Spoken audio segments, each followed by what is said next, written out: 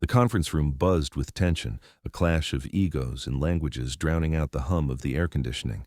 But it was the small, dark-skinned girl in the corner, Alyssa, just 9 years old, who stood unnoticed, her eyes sharp with understanding. When an elderly investor bellowed, "Translator!" in frustration, the room's mocking laughter turned on her, yet she rose unafraid, her voice cutting through the chaos with flawless Mandarin. The glass-walled boardroom on the 42nd floor of Pinnacle Towers gleamed under the midday sun, reflecting Chicago's skyline like a trophy of corporate ambition. Inside, the air was thick with impatience. Chinese executives from Huaxing Enterprises sat across from their American counterparts from Pinnacle Partners, their voices overlapping in a tangle of Mandarin and English. Contracts worth millions, detailing a joint venture for a new tech hub, lay scattered on the table, but the deal was stalling. Cultural misunderstandings, mispronounced terms, and egos bruised by every mistranslation fueled the chaos. Alyssa sat quietly in the corner, her small frame tucked into a chair too big for her, clutching a worn notebook. She was only there because her mother, Grace, had begged the office manager to let her stay during the meeting, promising she'd be invisible. Grace had been a janitor at Pinnacle Towers for 3 years, scrubbing floors and emptying trash cans to pay for Alyssa's after-school Mandarin classes. Last week, they'd fired her for sleeping on the job, caught dozing on a break room floor after a double shift, waiting for Alyssa to finish her lessons. Now, Alyssa was here, a temporary tag-along in a world of suits and power plays, her presence barely tolerated. The executives ignored her, their eyes sliding past her braided hair and thrift store dress as if she were part of the furniture. "Translator!" barked Harold Grayson, a silver-haired investor with a red face and a penchant for yelling. His voice rattled the room, silencing the murmurs. "This is ridiculous. We're wasting time with this cultural barrier nonsense." He waved a hand at the Chinese delegation, who sat stone-faced, their lead negotiator Mr. Chen, adjusting his glasses with a tight frown. The American translator, a nervous young man named Tom, fumbled with his notes, his Mandarin halting and imprecise.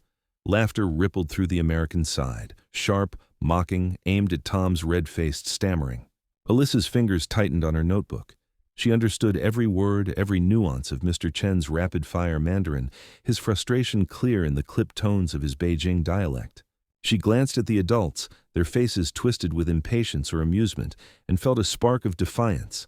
They thought she was nothing, just a kid, a janitor's daughter. But she wasn't invisible.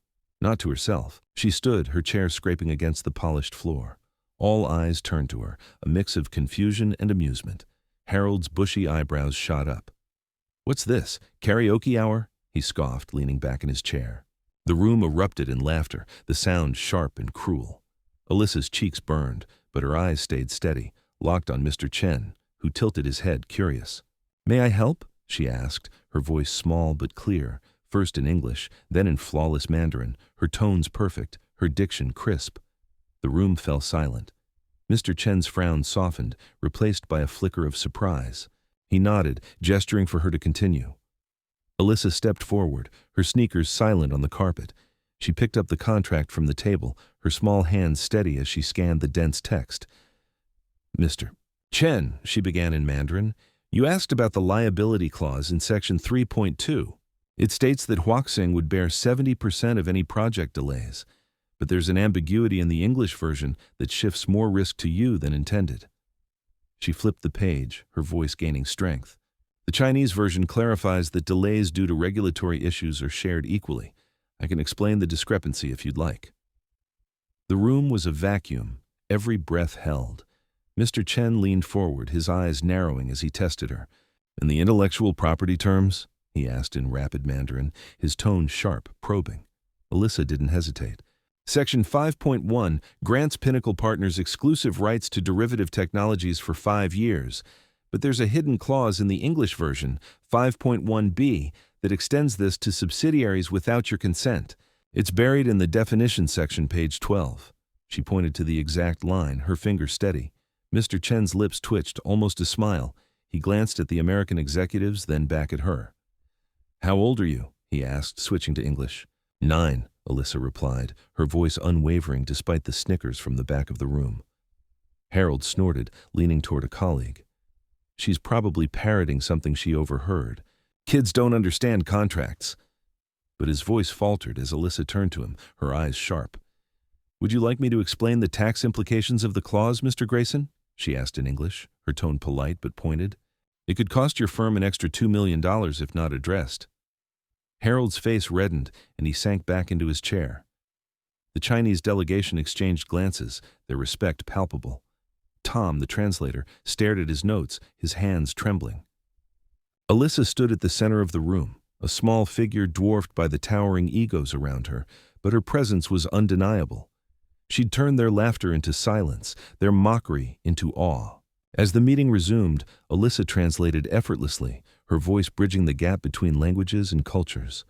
But in the back of her mind, she saw her mother, Grace, exhausted, curled up on the break room floor, fired for daring to rest.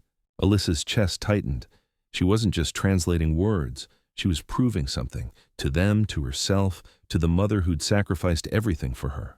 The meeting stretched into the afternoon, the air in the boardroom growing stale with coffee and tension. Alyssa stood at the head of the table now, her notebook open, scribbling notes as Mr. Chen fired off questions about timelines, budgets, and regulatory hurdles. The American executives, once dismissive, now leaned forward, their pens scratching as they tried to keep up. Alyssa translated with a precision that made Tom, the original translator, shrink into his seat, his face a mask of embarrassment. But the room wasn't done testing her. Harold Grayson, still smarting from his earlier humiliation, leaned back with a smirk. "Impressive trick, kid," he said, his voice dripping with condescension. "But let's not get carried away. This is a multi-million-dollar deal, not a school play. Maybe let the adults handle it from here." The words stung, but Alyssa didn't flinch.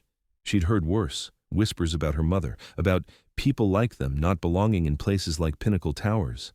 She'd felt the weight of those words her whole life, growing up in a cramped apartment where her mother's calloused hands scrubbed dishes after scrubbing floors. But Alyssa had her mother's strength, forged in late-night study sessions, in hours of practicing tones by candlelight when the power was cut off.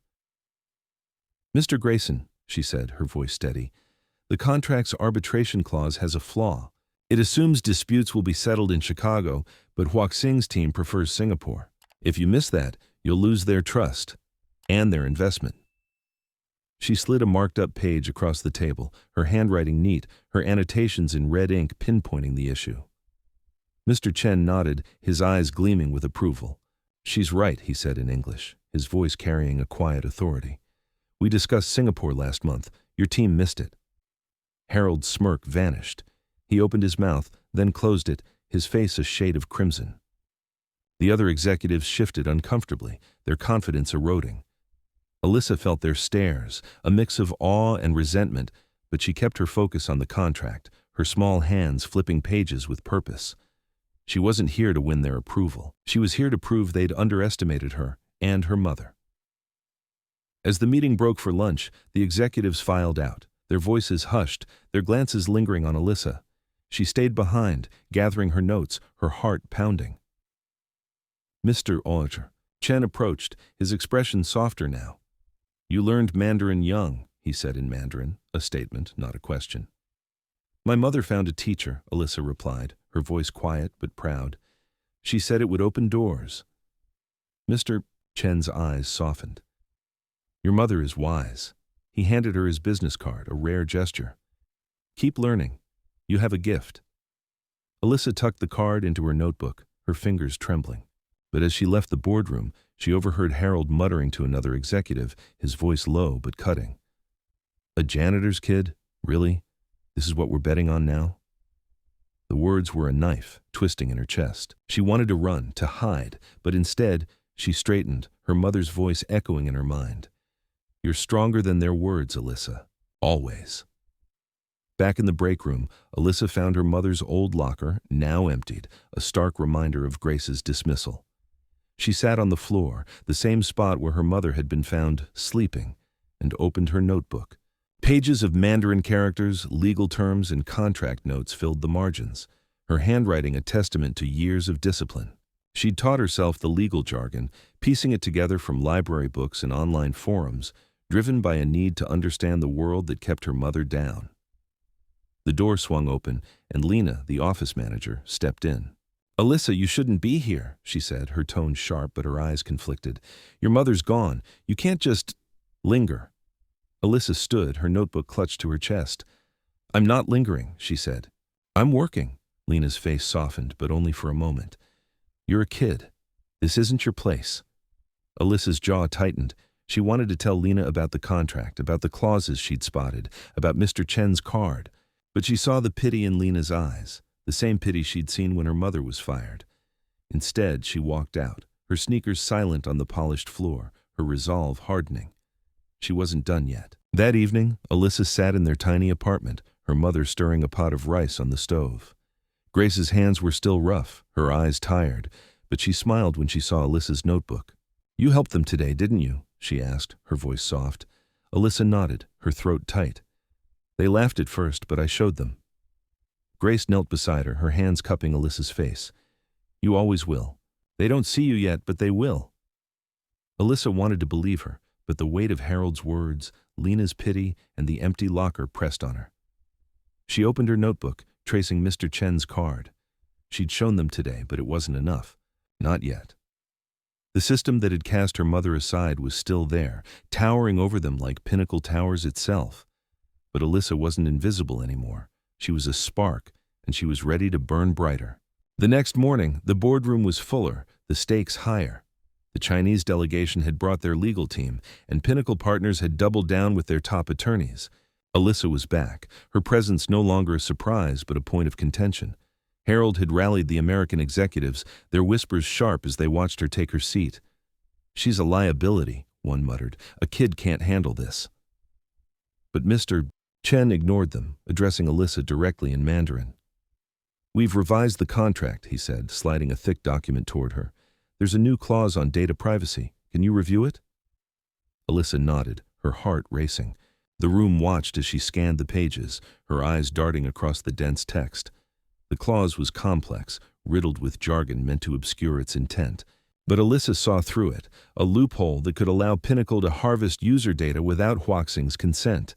She marked it in red, her handwriting steady, and began explaining in Mandarin, her voice clear, authoritative. The American attorneys exchanged glances, their confidence shaken.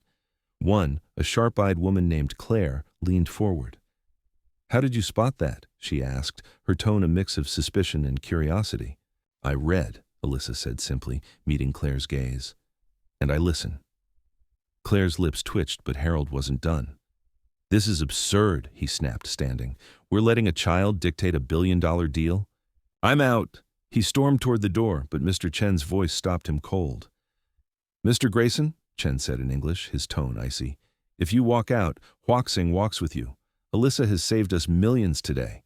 Can you say the same?" Harold froze, his face a mask of fury and humiliation. He sat back down, his hands clenched. The room shifted, the power tilting toward the small girl at the table's head. Alyssa felt the weight of their stares, but she didn't waver. She thought of her mother, of the nights Grace had stayed up, teaching her to dream bigger than their circumstances. This was for her. As the meeting ended, Mr.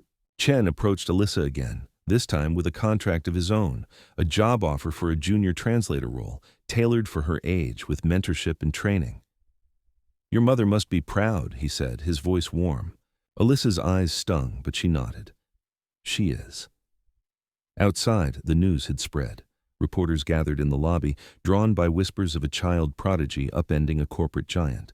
Alyssa stepped out, her notebook under her arm, and saw her mother waiting, her eyes shining with tears. Grace knelt, pulling Alyssa into a hug. "You did it," she whispered. But the true turning point came later, in a quiet moment with Claire, the attorney. She'd done her own digging, uncovering Grace's unfair dismissal. "We've made a mistake," Claire said, her voice heavy. "Your mother's job is waiting, and more. She'll oversee the new training program we're starting, inspired by you." Alyssa's heart swelled.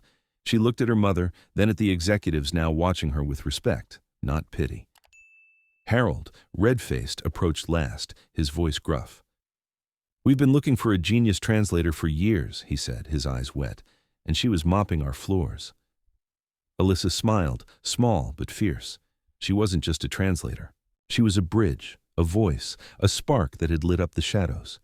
and she knew, as she held her mother's hand, that this was only the beginning.